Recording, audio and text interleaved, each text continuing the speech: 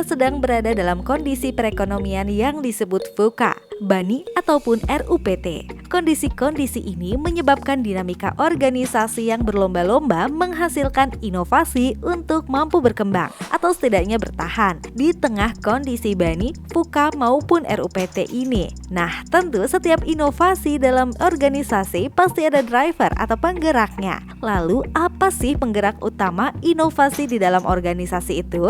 Nah, untuk mudah memahaminya, kita akan membahas studi kasus PT Pos Indonesia yang sempat mati suri diakibatkan oleh kegagalan PT Pos Indonesia dalam menangkap pertumbuhan bisnis ekspedisi dan e-commerce. Namun, sejak penunjukan Dr. Faisal Djumadi sebagai Dirut PT Pos Indonesia oleh Menteri BUMN Bapak Erick Thohir pada tahun 2020 lalu, PT Pos Indonesia kini kembali eksis di dalam bisnis logistik berplat merah di Indonesia, beserta dengan pencapaian berbagai pengembangan core bisnis yaitu courier service, logistic service, financial service, dan properti.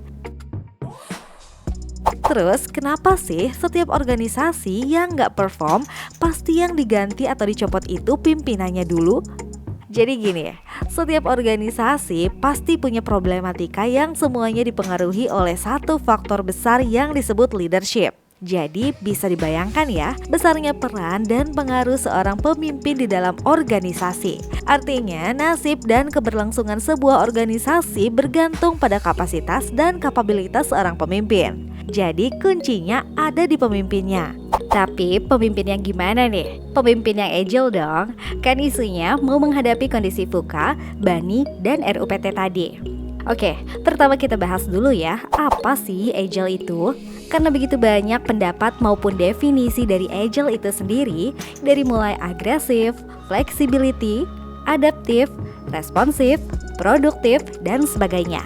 Namun satu hal yang dapat kita sepakati bersama dari berbagai definisi ini, maka pada dasarnya agile itu bukanlah proses, tapi agile adalah cara berpikir atau the way of thinking, atau dapat kita sebut mindset, yang dalam bahasa kerennya sekarang dikenal dengan konsep mental models, yaitu berbagai asumsi, strategi, cara pandang, dan dasar pemikiran yang selalu kita gunakan serta memiliki akar mendalam dalam berbagai tindakan kita.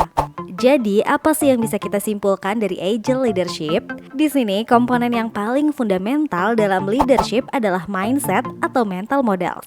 Karena mental models yang advance dari seorang pemimpin mampu mengelaborasi berbagai problematika organisasi dari ranah makro, meso, hingga mikro, sehingga menghasilkan strategi-strategi yang tepat bagi perbaikan dan perubahan organisasi, atau kita sebut sebagai inovasi dan transformasi. Kesimpulannya, mental models itu adalah ruhnya inovasi dan transformasi. Nah, ini adalah program transformasi PT Pos Indonesia yang digagas oleh Bapak Dr. Faisal Djumadi. Transformasinya meliputi 7 aspek besar, yaitu aspek bisnis, produk dan saluran, proses, teknologi, sumber daya manusia, organisasi, hingga kultur. Seluruh aspek ini diyakini oleh beliau merupakan suatu sistem yang saling berkaitan dalam mewujudkan transformasi PT Pos Indonesia. 3 aspek terakhir dari 7 aspek besar tersebut berfokus pada people development loh, yaitu aspek sumber daya manusia, organisasi, dan kultur. Inovasi dan transformasi yang dilakukan oleh PT Pos Indonesia tentu memiliki sejumlah tantangan, hambatan, dan kendala. Namun dengan kapabilitas kepemimpinannya, tentu setiap tantangan, hambatan, dan kendala tersebut dapat diantisipasi dengan berbagai solusi yang juga telah distrategikan oleh Bapak Dr. Faisal Djumadi ini. Nah, sebagai kesimpulannya, jadi sebenarnya leadership dan inovasi atau transformasi bukanlah sebuah proses yang linier, namun memiliki keterikatan antar variabel dependen dan independennya, sehingga berdampak pada kompleksitas dalam dinamika organisasi. Secara sederhana, keterikatan dan kompleksitasnya dapat digambarkan sebagai berikut. Terima kasih telah menonton video ini, semoga bermanfaat bagi kita semua dan jangan lupa subscribe di channel YouTube kami, AKP 2021 FIA UI.